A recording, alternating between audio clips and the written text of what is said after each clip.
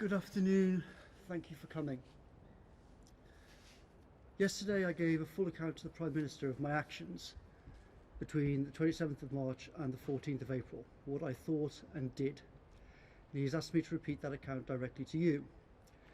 I know that millions of people in this country have been suffering, thousands have died, many are angry about what they've seen in the media about my actions. I want to clear up the confusions and misunderstandings that I can. In retrospect, I should have made this statement earlier. It's many years since I've said anything on television, but I will do my best to answer questions after I've explained what happened. I also should clarify that I'm not here to speak on behalf of the government or the Prime Minister. I'm explaining my own actions and my own thinking. The Prime Minister is giving a press conference later, and he will answer questions concerning government policy. Around midnight on Thursday the 26th of March, I spoke to the Prime Minister. He told me that he tested positive for COVID. We discussed the national emergency, arrangements for number 10 given his isolation, and what I would do in number 10 the next day. The next morning I went to work as usual. I was in a succession of meetings about this emergency. I suddenly got a call from my wife, who was at home looking after our 4-year-old child. She told me she suddenly felt badly ill, she had vomited and felt like she might pass out, and there would be nobody to look after our child. None of our usual childcare options were available. They were alone in the house. After very briefly telling some officials in number 10 what had happened, I immediately left the building, ran to a car and drove home. This was reported by the media at the time, who saw me run out of number 10.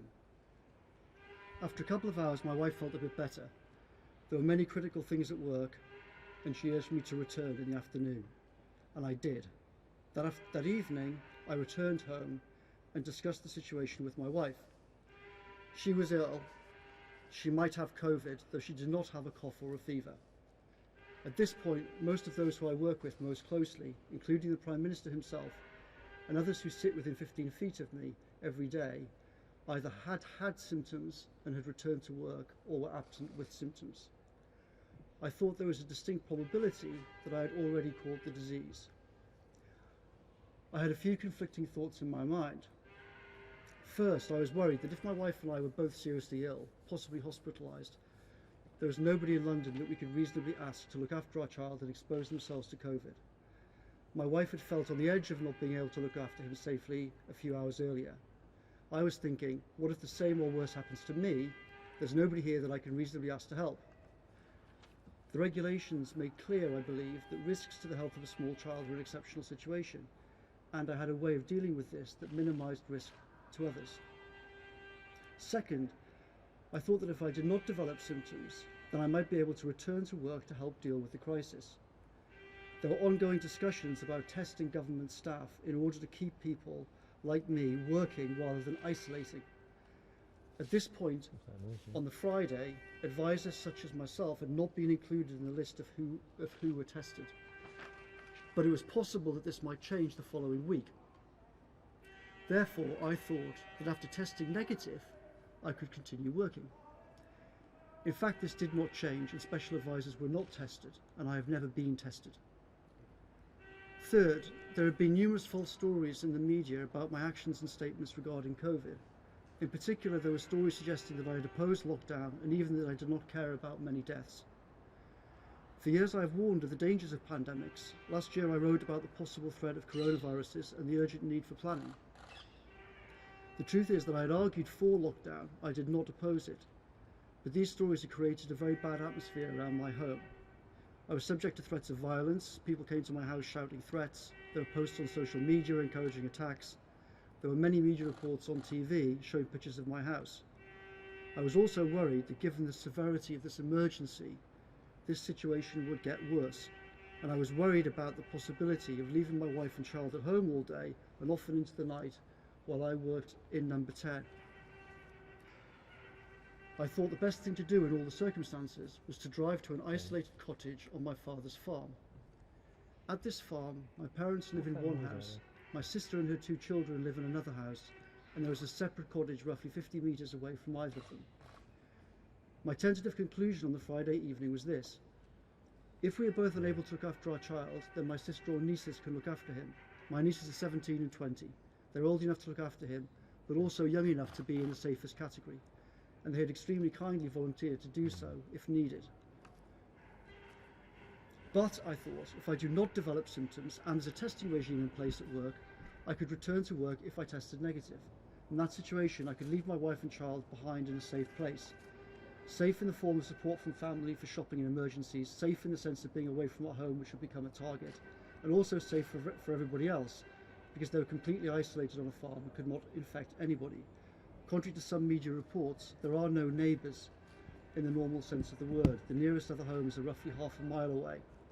So in this scenario, I thought that they could stay there for a few weeks, I could go back to work, help colleagues, and everybody, including the general public, would be safe. I did not ask the Prime Minister about this decision. He was ill himself and he had huge problems to deal with. Every day I have to exercise my judgement about things like this and decide what to discuss with him. I thought that I would speak to him when the situation clarified over coming days, including whether I had symptoms and whether there were tests available.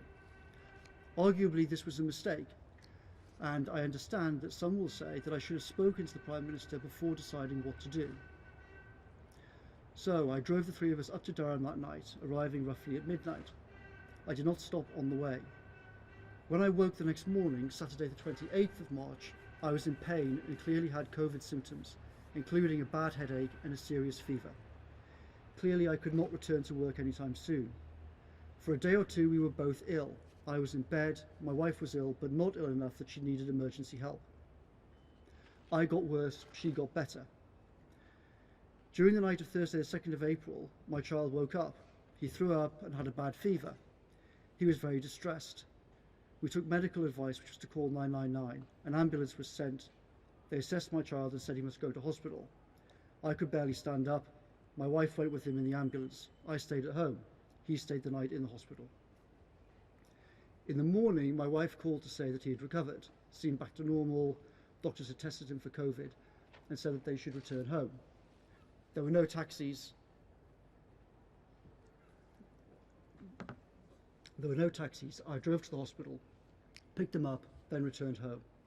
I did not leave the car or have any contact with anybody at any point on this short trip. The hospital's, I don't know what, roughly 5 miles or something away, 2 miles, 3 miles, 4 miles, something like that. A few days later, the hospital said that he tested negative. After I started to recover, one day in the second week, I tried to walk outside the house. At one point, the three of us walked into woods owned by my father, next to the cottage that I was staying in. Some people saw us in these woods from a distance, but we had no interaction with them. We had not left the property, we were on private land. By Saturday the 11th of April, I was still feeling weak and exhausted, but other than that, I had no COVID symptoms. I thought that I would be able to return to work the following week, possibly part-time. It was obvious that the situation was extremely serious. The Prime Minister had been gravely ill, colleagues were dealing with huge problems, and many were ill or isolating. I felt like I ought to return to work if possible, given I was now recovering, in order to relieve the intense strain at number 10. On that Saturday I sought expert medical advice. I explained our family's symptoms and all the timings, and I asked if it was safe to return to work on Monday, Tuesday, seek childcare and so on. I was told that it was safe and I could return to work and seek childcare. On Sunday the 12th of April, 15 days after I first displayed symptoms, I decided to return to work. My wife was very worried, particularly given my eyesight had seemed to have been affected by the disease. She did not want to risk a nearly 300-mile drive with our child, given how ill I had been. We agreed that we should go for a short drive to see if I could drive safely. We drove for roughly half an hour and ended up on the outskirts of Barnard Castle town. We did not visit the castle, we did not walk around the town. We parked by a river. My wife and I discussed the situation. We agreed that I could drive safely, we should turn around and go home. I felt a bit sick. We walked about 10 to 15 metres from the car to the riverbank nearby. We sat there for about 15 minutes. We had no interactions with anybody. I felt better. We returned to the car. An elderly gentleman walking nearby appeared to recognise me. My wife wished him happy Easter from a distance, but we had no other interaction. We headed home. On the way home, our child needed the toilet. He was in the back seat of the car. We pulled over to the side of the road. My wife and child jumped out into the woods by the side of the road. They were briefly outside. I briefly joined them. They played for a little bit, and then I got out of the car, went outside. We were briefly in the woods. We saw some people at a distance, but at no point did we break any social distancing rules. We then got back in the car and went home. We agreed that if I continued to improve, then the next day we should return to London and I would go back to work. We returned to London on the evening of Monday the 13th of April, Easter Monday. I went back to work in number 10 the next morning. At no point between arriving and leaving Durham did any of the three of us enter my parents' house or my sister's house. Our only exchanges were shouted conversations at a distance. My sister shopped for us and left everything outside. In the last few days there have been many media reports that I returned to Durham after the 13th of April. All these stories are false. There is a particular report that I returned there on the 19th of April. Photos and data on my phone prove this to be false, and local CCTV, if it exists, would also prove that I'm telling the truth, that I was in London on that day. I was not in Durham. During this 2-week period, my mother's brother died with COVID. There are media reports that this had some influence on my behaviour. These reports are false. This private matter did not affect my movements. None of us saw him. None of us attended his funeral. In this very complex situation, I tried to exercise my judgment the best I could. I believe that in all the circumstances I behaved reasonably and legally, balancing the safety of my family and the extreme situation in number 10 and the public interest in effective government to which I could contribute. I was involved in decisions affecting millions of people, and I thought that I should try to help as much as I could do. I can understand that some people will argue that I should have stayed at my home in London throughout. I understand these views. I know the intense hardship and sacrifice that the entire country has had to go through. However, I respectfully disagree. The legal rules inevitably do not cover all circumstances, including those that I found myself in. I thought, and I think today, that the rules, including those regarding small children and extreme circumstances, allowed me to exercise my judgment about the situation I found myself in, including the way that my London home had become a target, and all the complexity of the situation. I accept, of course, that there is room for reasonable disagreement about this. I can also understand some people think I should not have driven at all anywhere. But I had taken expert medical advice. It was 15 days after symptoms. I had been told that I could return to work and employ childcare. I think it was reasonable and sensible to make a short journey before embarking on a 5-hour drive to see whether I was in a fit state to do this. The alternative was to stay in Durham rather than going back to work and contributing to the government's efforts. I believe I made the right judgment, though I can understand that others may disagree with that. I have explained all of the above to the Prime Minister. At some point during the first week when we were both sick and in bed, I mentioned to him what I had done. Unsurprisingly, given the condition we were in, neither of us remember the conversation in any detail. I did not make my movements public at the time. Because my London home was already a target, I did not believe that I was obliged to make my parents' and my sister's home a target for harassment as well. I understand that millions of people have seen media coverage of this issue. I know that millions have endured awful hardship, including personal tragedies, over the past few months, and people are suffering every day. And I know the British people hate the idea of unfairness. I wanted to explain what I thought, what I did, and why over this period, because I think that people like me who helped to make the rules should be accountable for their actions. I'm happy to answer questions from the media who are here. Sorry, I've got a list, and I was told to ask the people in this order. Laura. Okay. Thank you very much, Mr Cummings. Do you regret what you did? Because many people in this country have made heartbreaking sacrifices in the last couple of months in order to stick to the rules that you were part of putting together. And many people may have listened to you and think you made your own interpretation.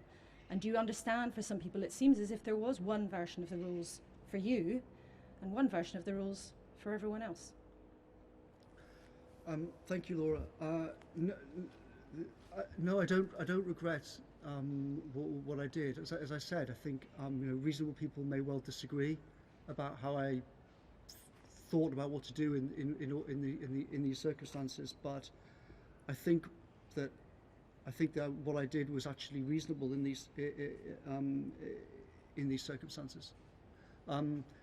In terms of the rules, I think that the rules make clear that if you're dealing with small children, then that can be exceptional circumstances. And I think that the situation that I was in was exceptional circumstances. And I think that the way that I dealt with it was the least risk to everybody concerned if my wife and I had both been unable to look after our 4-year-old.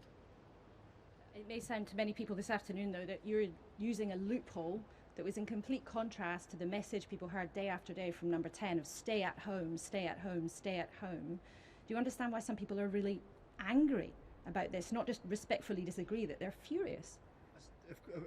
I certainly do. I mean, I've seen some of the media obviously over the last couple of days, and I'm not surprised that a lot of people are very angry, and lots of people, if you're someone sitting at home watching a lot of the media over the last 3 days, then I think lots of people would be very angry, and I completely understand that.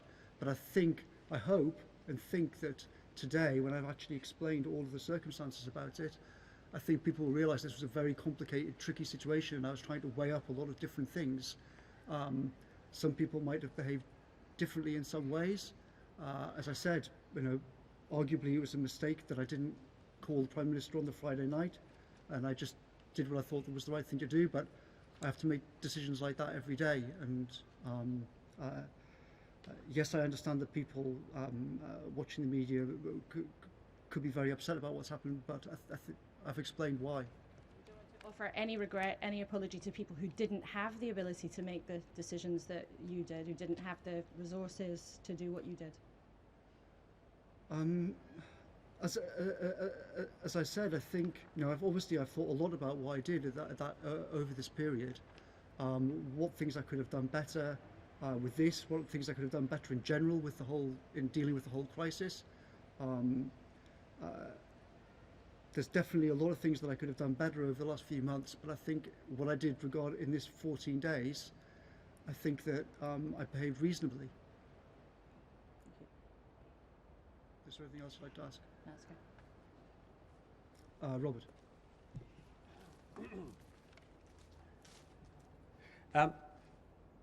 So, just to be absolutely clear, in this 14-day period and subsequently, apart from one visit to Durham and back, and a trip to Barnard Castle, neither you or Mary have been anywhere else at all. Also, millions of people haven't seen their parents for months now. Can you just tell us a bit more about the nature of your contact with your parents? And then finally, your own scientists are worried, they said this last night, that by introducing an element of personal discretion into the interpretation of the rules, you are putting lives at risk. What would you say to them, and what would you say to us to reassure us? Thanks, Robert. So I think you asked whether it was true that over this 14-day period that we didn't go anywhere else apart from off in the car on day 15. No, that's not correct. Apart from obviously the hospital. Yes, exactly. There was the trip to hospital, and then there was the drive on day 15. But apart from that, neither of us left. And nothing since then either? Nothing since then in terms of? Just trips that break the rules, as it were? No, I mean, I left. I'm not exactly sure where the boundaries of London are, but as far as I'm aware, the only time that I left London since Tuesday the 14th was to go to Chequers for meetings with the Prime Minister. And that would be true of Mary as well, I mean, because you're a household, you know. Yes, I mean, Mary and I have been together since we returned. And then on this issue of contact with your parents? Is your contact with my parents? So, I mean, obviously, so neither Mary nor I have been tested, so neither of us could be definitively sure about what our situation was. Mary had been ill and then recovered, but she hadn't had a cough, a fever. I pretty clearly seemed to have COVID, and talking to medical experts, they thought that, but I wasn't tested. But obviously, our default mode was assume that all three of us have got it. So I was in a cottage 50 metres or so away from everybody else. Obviously, we kept very, very far away from them. There are various reports that I visited them, I was staying with them. That's all completely untrue. My parents are in their 70s. Obviously, I did not want to give them this disease, and so we stayed very far away. We did have some conversations, but they were, we were on a farm, and there were shouted conversations at a distance. They weren't some of the things that have been reported. In terms of introducing a question of discretion, so I'm not seeking to introduce anything or any element of discretion. To me, the rules are there. They talk about what to do with. They talk about exceptional circumstances and small children. I was trying to weigh up on that Friday night conflicting things between what happens if we're both ill, who's going to look after him, what's the safest way of doing that, is there a way in which I might be able to go back to work the following week if the whole testing system changes, which was being discussed but did not in fact happen. I was trying to weigh all of those things up.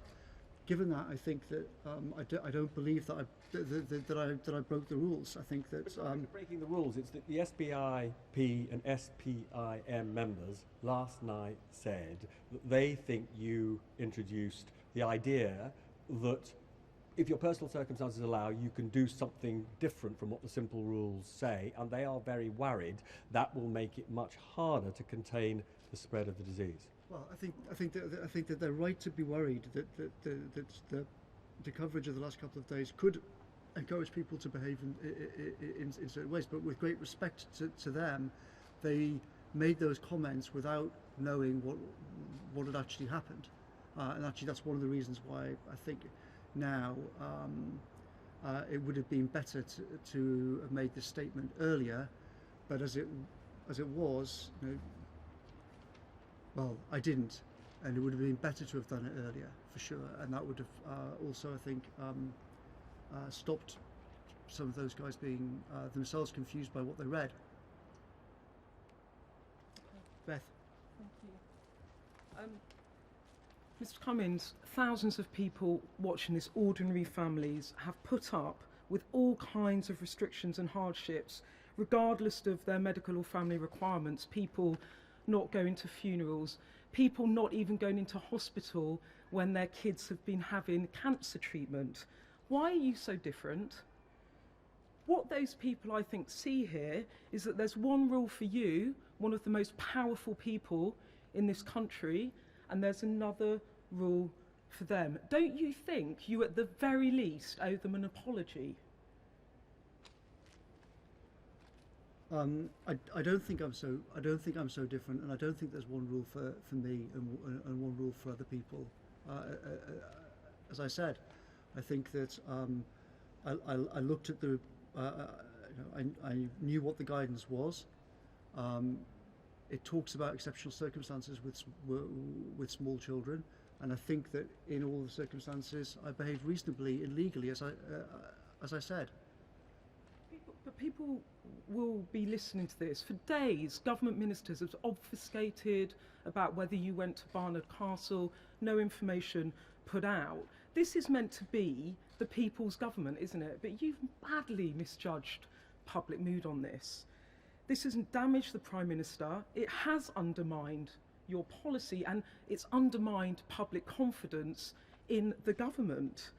It could even now threaten public health if people decide that the rules don't matter. How can you even countenance at the moment staying on and not resigning? Well, as I said, I think there is understandable anger, but a lot of that anger is based on reports in the media that have not been true, and it's extremely regrettable. But the media that were reporting some of these things that were wrong were told that they were wrong, but they reported them anyway, and that has caused a lot. Of anger. I know a lot of people have shouted at me in the street. Why did you go back? Why did you go back to see your parents just because you wanted to? But I did not do that. Can I just ask you one more thing? You went 260 miles. You didn't stop, but you didn't think that you ought to check with the Prime Minister, knowing how that might look when we were at the height of lockdown and we were all being told not to go anywhere and to stay at home and to self-isolate if we had COVID. I know you have circumstances, but how could you not even check with your boss? Well, as I said, I think that's a very reasonable question, and I think a lot of people would say that I ought to have called the Prime Minister about it, but. All I can say is what I said earlier on about what my state of mind was at the time. He himself had just tested positive hours earlier. He was ill. He was upstairs in number 10 in bed. He had a million things on his plate. We all had a million things on our plates. We were trying to do lots of things. One of the things I have to decide every day is what to bother the Prime Minister with and what not to bother the Prime Minister with. And the honest truth about my job is that there are endless problems all day long, and I can't go to him all day asking him, what do you think about that, this, what do you think about the other? Otherwise, what's the point of having people like me around? I have to get on with things and I have to make decisions. And sometimes I do the right thing, and sometimes I make mistakes. I should stop now, but in retrospect, you wish you'd checked with him first. I don't know is the honest truth about that particular thing. Maybe I should have done, but I have to protect his time. There are lots of really big issues that the Prime Minister's time is just about the most valuable commodity that exists in the government. So you have to be very careful about what you go to him with and what you don't go to him with. And I have to make that judgment literally dozens of times a day. And I made that judgment in a very short period of time in very extreme circumstances. And as I said, I thought at the time it was the right thing to do, but I also completely understand that people think it was a mistake, and that in fact I should have spoken to him about it. And as I said, I did actually speak to him about it a few days later, but neither of us can really remember exactly what I even said, because we were both in pretty bad shape. Okay, thanks very much. Gary Gibbon. Yes, can I just be clear about that? Yesterday you had a face-to-face conversation with the Prime Minister about all the circumstances around this trip and those key 2 or so weeks. But he'd known about your excursion north for about a month and a half. And he didn't ask you anything until yesterday. So, regarding the first part of your question, yes. I mean, essentially what I've just told you guys is what I told the Prime Minister yesterday, and I went through all... Yes, he asked me about it on, was it Friday night that the story broke, I think? I can't remember if it was Friday night or Saturday morning. It was when the story broke he was interested. Saturday morning. It was when it was public he was interested. Sorry? It was when it was public he was interested. He didn't ask you anything before that. He just knew. So, as I said before, we spoke about it in the week after it happened. I can't remember what day, but in the days following, we were both in bed ill. We had a few conversations on the phone. He's been up since then. He knew for a long time. Well, so as I said, I spoke to him about it then. I told him about that. But to be honest, that was like the least of the things we were thinking. Like, my movements were not part of our conversation. We were talking about quite a big public health message the government's been putting out there. Do you say you don't regret what you've done? You think you acted correctly? We were talking about vaccines. We were talking about treatments. We were talking about hundreds of very important things.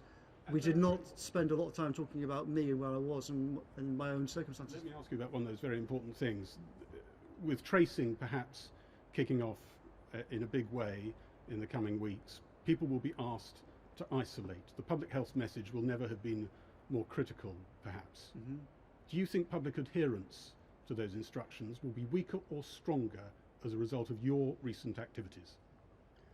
Well, I hope it won't affect it, and I hope that that now the people know what actually happened, and that some of the false stories that have all been circulating and driving a lot of people understandably mad and about it, then I hope that people will realise. You've stood up the central story in this allegation that you drove a very long way from home when everyone was told to be at home. If there was more leeway in these instructions than we thought, why didn't you tell everyone about that?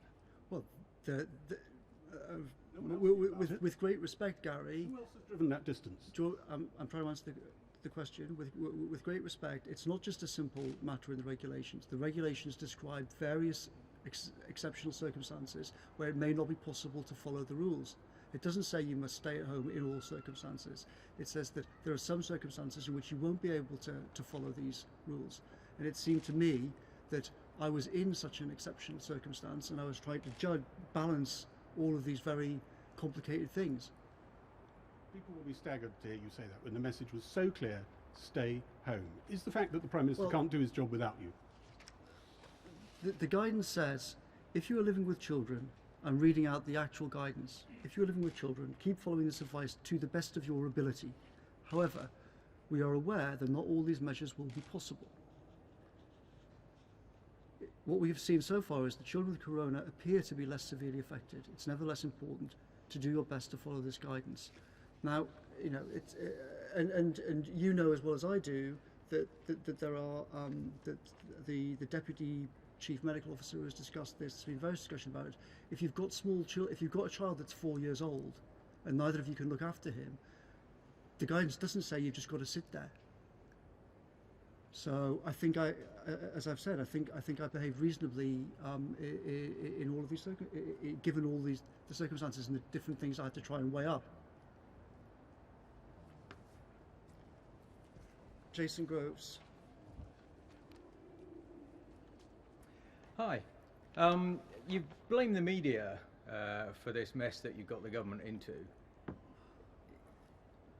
Do you accept that whatever legal nicety you may have to say that you haven't broken the letter of these regulations, you've driven a coach and horses through the spirit of them, and that is why people are so cross about it? I don't agree. I think that's not. You don't agree? No, I don't agree. So let's go through it, shall we? I mean, you left London with your wife, who had coronavirus symptoms, completely against the regulations. You're up in Durham, and you decide to go for a drive on a weekend when a few yards from here, the Foreign Secretary that weekend was telling us to stay at home and save lives. You went for a drive, you sat by a river, you went for a walk in the wood.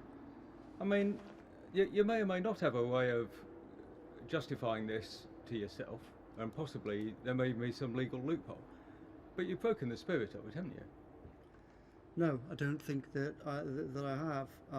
Just to correct one thing, when we left, my wife did not have a cough. She did not have a fever. Those are the two symptoms that were mentioned. She was ill. She'd thrown up, but we didn't. As I said before, we didn't know whether or not she had COVID or not. Secondly, as I said earlier on, the walk in the woods was on private land. I didn't leave our property to go for a walk in the woods, and that's perfectly reasonable behaviour. You stopped on the way back from Castle Barnard.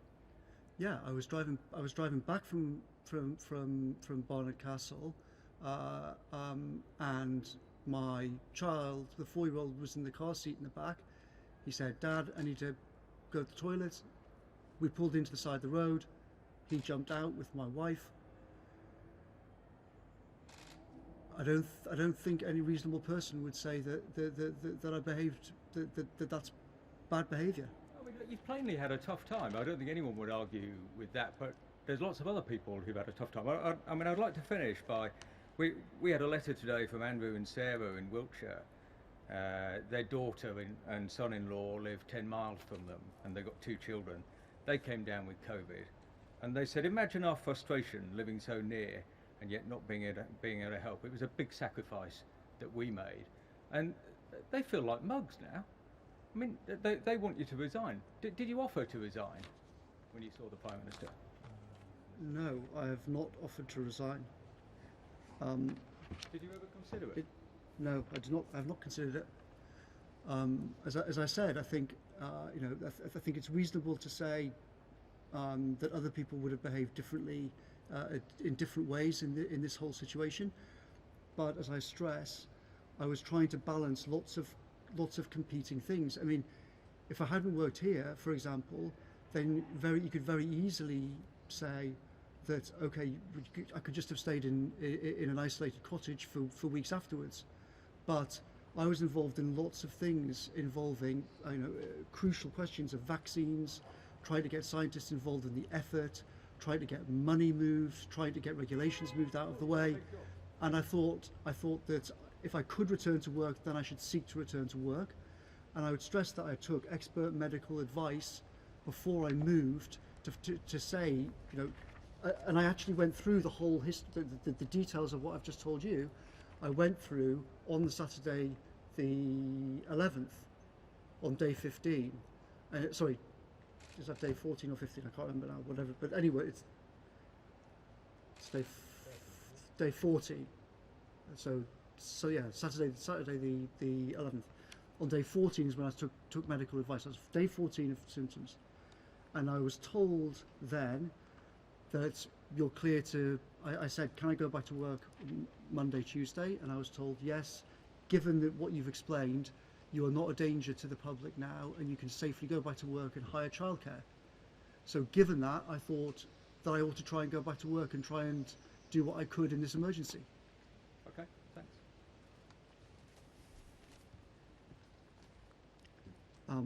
Anna Mikhailova.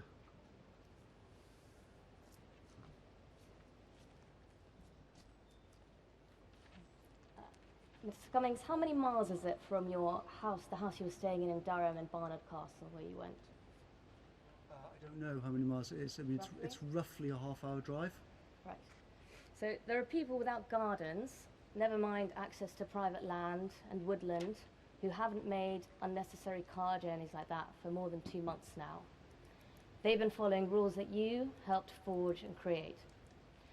So were the public stupid to follow these rules to the letter, rather than looking for loopholes like you did? No, of course the public were not stupid to follow the rules, and I wasn't looking for loopholes. I was looking to try to do the best that I could in a complex situation where I was trying to weigh safety of my child with trying to get back to work, and a lot of difficult decisions to make around that. How does your trip to Barnard Castle have anything to do with the safety of your child or your work? Because, as I explained, I'd been very ill. On the Sunday, the 12th, I'd said to my wife, right, let's pack up the car and go back. I've been cleared by the doctors to go back to work. And she said, and I think it was perfectly reasonable, a few days ago you could barely stand up. You said that your eyesight was weird, and it seemed to be weird. We shouldn't just embark on a 270 whatever it is mile journey and then end up finding halfway through that you actually can't drive that far. So we should get in the car and make sure and see if you can actually drive. The only way to avoid this problem would have been just to say, well, I'm just going to stay in Durham, which I could have done, but I didn't think was the right thing to do. So it was, one has to make the I've been told by expert medical advice that I wasn't a danger to the public, and that I could go back to work in number 10 Downing Street on the Monday, Tuesday, and therefore I was trying to do that in the safest way possible. And I think that was a reasonable thing to do. But that doesn't make any sense. Why do you have to make a half-hour journey each way to Barnard Castle? Why not drive a little bit of the way to London and then go back if you weren't feeling well? I mean, we didn't think about that of doing that. To be honest, we just thought, okay, let's whiz down the road and see how I feel. Do you regret not thinking about it? You mean, do I regret not just trying to drive to London and see if I can do it? Do you regret taking a half-hour journey to Barnard Castle and sitting for 15 minutes, as you say? As I said, I think it was a reasonable thing to do. I mean, perhaps you're right, and we should just have cracked on and tried to do the whole trip, but the whole point was, no, I had been extremely ill. My vision had been a bit weird. We were all going to go back, my wife said we should drive down the road and you should see if you can actually drive and see if your vision is weird or if you're okay. And I thought that's a good idea, I should do. And as I stress, I've been cleared to go back to work, so the implication that I shouldn't have been driving back to London, I don't think is reasonable, because I had spoken to a doctor about it and I had been cleared to come back to work. If you mention your wife a lot, if you and your wife felt that you had done nothing wrong, why did both your articles in The Spectator from a few weeks ago make absolutely no mention of being in Durham? Because, as I said, my house in London was already and is now the subject of some very unpleasant actions. And why on earth would I mention another house that I was in, where I've got 2 elderly parents and other relatives living there, who now today also have a lot of unpleasant things going on around their house too. I don't think I was obliged to do that. Why write such a detailed article at all? My wife's a writer. I mean, I don't tell her what to do. You did too. What, sorry? You wrote one too. You're not a writer. I wrote a few sentences about her, about what it was like to be with Mary.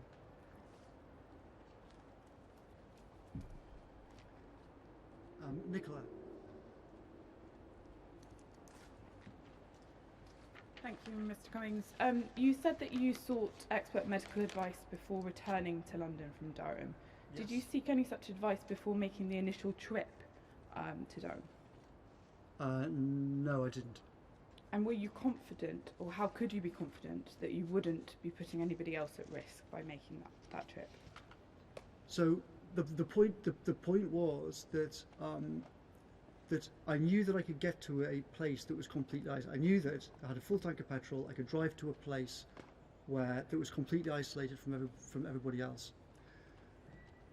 I knew that if me and my wife could not look after our small child, there was a 17-year-old and a 20-year-old 50 metres away that I could call and say, we need help. They are old enough to look after a child and also young enough to be in the least risk category. If I'd stayed in London and a similar thing had happened, then I'd have had to get somebody else there and expose them to danger, or invite them into the house, which would also have exposed them to danger. The way that I did it seemed to me to be the safest thing for everybody in the circumstances. And in fact, as it turned out, I didn't have to put anybody in that house in danger, because although we were both ill and I couldn't look after a 4-year-old, my wife could. So as I stressed, I think that in all the circumstances it was the most sensible thing to do. You mentioned you had a full tank of petrol when you left. Did you then have to fill up before you came back? Was that another stop that you made? No, we drove up and then we went back, and then I'm pretty sure we called in and filled up with petrol on the way back.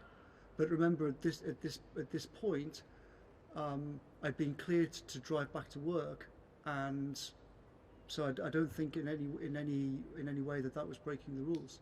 I think it's just important to be clear exactly how many stops you've made, because you've disputed some of the accounts that have been reported. Yeah, so on the way up I didn't stop at all, and then on the way down I can't be entirely sure, but I'm like 95% sure that I did stop on the way back down and filled up with petrol, but that might be wrong. Right. You said in the statement you read out that you tried to exercise your judgement in doing the best thing for your family.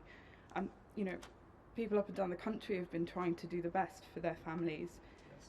You talked about complicated circumstances. So many people have those. They have competing caring needs for children, for elderly people. Most people that me and my colleagues here have spoken to did not think what you did was within the rules, regardless of whether they had the opportunity to make such a journey. There are single parents who have had COVID-19 and had to care for, even younger children than you, because that's the situation they found themselves in, and they were following the advice issued from this building. How can you not feel apologetic towards them for undermining the rules that you helped create? Well, obviously, I feel extreme sympathy for single mums who'd have been in such a terrible situation. But all I can do is repeat what I said before. On that evening, my wife had just been in a situation where she felt barely able to look after our child. Was essentially surrounded by people who were either testing positive or had symptoms for COVID. It seemed perfectly likely that I would have it and could not look after a child. And in fact, that is exactly what happened. The next day, I was ill and I got extremely ill a couple of days later, and I couldn't look after a child. I could barely move, to be honest. And if both of us had been in that situation, then we would have needed help. And in that scenario, what would have been best for everybody? Would it have been best for a 17-year-old niece to walk 50 meters and look after our child, or would it have been best for me to be here and calling 999? I think that what I did was the most reasonable thing in the circumstances, given that my nieces and my sister had very kindly said that if there is an emergency, we'll help. Just finally, before you made the decision to drive up to Durham, did you make any inquiries with neighbours or friends to see if they or any other people in London who may have been able to help you should you have needed help with looking after your son? I didn't know because as I said, anything like that would have doing that would, well, first of all, I don't think it would be reasonable for me to ask someone, some friend, to come and expose themselves to a deadly disease when a 17-year-old niece has already volunteered to do it for me. So, to be honest, I didn't really think about that. I thought, well, I'm lucky. If this nightmare does happen, then that's the best thing for everybody. Thank you. Nicola. That was Nicola. Oh, sorry. Matt. Hi. Why weren't you honest with the public before Friday about your trip to Durham? In what way was I not honest? Why didn't you tell us? We were asking daily at the number 10 briefing. Where were you working? I think a lot of people would have understood your difficulties at the time. Why weren't you honest about that? Well, look, there's been a long string of inaccurate stories about me for month after month after month, and the truth is that answering a lot of these things does not necessarily clear up confusion. It frequently has led to more confusion. So you weren't worried that you admitting and being honest to the public that you were travelling to Durham for very understandable circumstances could have sent out the wrong message to other families? Yeah, I was worried. I was really worried about the whole thing. But in the situation not just the situation in those 14 days, but in the time since Friday night, there are not really any good options. Do you regret not laying out quite clearly, maybe when you came back, to avoid the security problems, just being honest with the public? Yes, I do. As I said, I think at the beginning of my statement, I think in retrospect, it would have been better to set this out earlier on. But we have to make judgments about these things in number 10. Our judgment at the time was that if we start trying to explain everything, then it'll actually lead to more confusion. That often happens around here. But now, there's been all of these reports about, did I go back a second time? Did I go back on the 19th of May? Was there a third visit? And by this morning, there seemed to be so much confusion about so many things that the Prime Minister, I and others thought, okay, the best thing to do now is the only thing to do now is to actually just come out and discuss it all, and to talk and just to lay the whole thing out, including my child being ill and all of that stuff. Regardless of whose fault it is, I mean, this whole episode is already having an impact on people's behaviour. Government scientists are warning more people will die. The police are warning that it's going to make their job harder. I mean, regardless of whose fault it is, why shouldn't you resign and draw a line under it and hope to regain the government's control of this pandemic? Well, I hope that now that people have heard what happened, I think that, as I've stressed, that in a very complicated situation, I behaved reasonably, and I tried to do the thing which minimised risks to everybody, given all the different things I had to weigh up. And I hope that, having heard this, that the people will say, okay, no, we understand the situation, and we understand why I did. They may well say, I would have. Some people, I'm sure, will think I would have done this differently or that differently, and perhaps they're right. I'm not saying that, having laid all of this out, I'm not saying I know I'm right. I'm saying this is what I did at the time. This is why I did it at the time. I was trying to weigh up competing things. I thought that I should try and come back to work and help with the whole disaster if I could do. Other people may say that I shouldn't have done that. So if the episode does rumble on, do you think you will review your position in the will you review your position in a week or so if it does rumble on? It keeps distracting. It's up to the Prime Minister. I'm here to try and do the best that I can for the government. To try and change the country for the better in lots of ways, to get more investment into the NHS, to do all sorts of things that we've talked about. During this crisis, I've been trying to do the best I can to make the government machine work as well as possible. If the Prime Minister thinks that I should stop, then that's not for me to decide. It's up to him to decide. Just very quickly, you said a lot of things you wish you'd done better yourself and as a government. What, broadly, what areas do you wish you had done better over this pandemic? I think it's better, as I said at the start. It's not for me here to answer all the questions about government policy over all of this. I think that's a job for the Prime Minister, and he'll be giving a press conference later on. What I was saying was, I know that I've made mistakes in dealing with this thing going right back to January.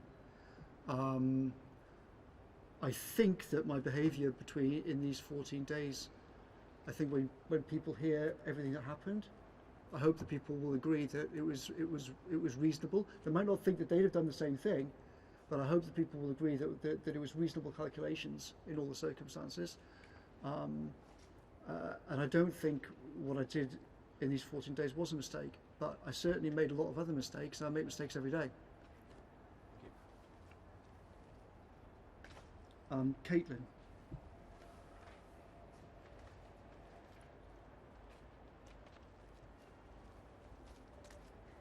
Thank you. You've already said, Mr Cummings, that there was an available empty property at your parents' farm. It may not be a second home, to which travel was explicitly banned in the regulations, but it is certainly a privileged position. Does your story not make it the case that it's one rule for most of us and another rule for everybody else who can bend it slightly because they've got the luxury of an empty house lying around? No, as I've said, I don't think that's the case. The reason why I went to that place was it seemed like the safest option, given the considerations, and I was weighing up what's the safest thing for my child, what's the safest thing in terms of how could I get back to work and try to help with this emergency, what's the safest thing in terms of the whole the problems with my current house, and I was having to weigh all of these things up and make a decision in a very short period of time. But lots of people would have liked to weigh up what the safest option was for their child and would have liked to have thought that they had the opportunity to go to an empty, safe space. Did you not at all have any thought that, I should be going through this in the same way that everybody else is? I should be staying at home and doing everything that I can. Obviously I thought, I'm not sure that I can really usefully add to what I've already said. I think I've explained what my thought process was. I was trying to balance these three things about the safety to my child, and I stressed the point about it wasn't that it was some nice place to be. If you've been there, you'd see that it's sort of concrete blocks. The point about it was not that it was a nice place to be, but that it was the safest place to be in the circumstances. And it meant that I didn't have to expose other people to risk unless I absolutely had to in a critical emergency. And I thought that the regulations, as I stressed, the regulations say we are aware that not all these measures will be possible if you're living with children. And I had a wife who'd already said, you know, she was close to not being able to look after a child. I was thinking, this might be me tomorrow. In fact, it was me tomorrow. What do I do then? And I think, you know, if you imagine this situation, if both of us had been unable to look after him, then the way that I organised it was the way in which the smallest risk to the smallest number of people was actually going on. And given that and the other things I was also thinking about, I think it was a reasonable thing to do. But as I stress, I can understand that some people might say, you know, it's your own fault if people are making threats at your house. That's not a good reason to leave. We've all had to stay. You know, other people are going to make their own judgments about this whole thing. So I think there's much more I can say. You also just mentioned in answer to Matt's question that you have made other mistakes in dealing with the pandemic since January. Can you point us towards any more of them? As I stressed, I think I mean, at some point in the future, I'll be very happy to go through all the different things that I think I got wrong. I would also point out, though, that lots of the media reports about what I've thought, what I've said, what I've done are completely false. For many years, I've been writing about the dangers of pandemics. Only last year, I wrote explicitly about the danger of coronaviruses. I stressed that the importance of government planning, and that I was worried that people were not taking it seriously enough. And a lot of media reports are trying to claim that I sort of brushed it off and sort of didn't realise what a danger it was. And I think no reasonable person could come to that conclusion if you look at what I've said and what I've written over the last few years. I took it extremely seriously. I took it extremely seriously many years ago, and I urged other people to take it extremely seriously. But I have made other mistakes in terms of how I've dealt with things since January, for sure. Is one of those mistakes herd immunity? Is one mistake what? Is one of those mistakes the idea of herd immunity? No, it's not, and a lot of the things that have been written about that are completely wrong. One final one from me. What is your message from Conservative voters who voted this government in less than 6 months ago, a lot of them for the first time in the North East around Durham, who want you out of Downing Street and want you out of this government?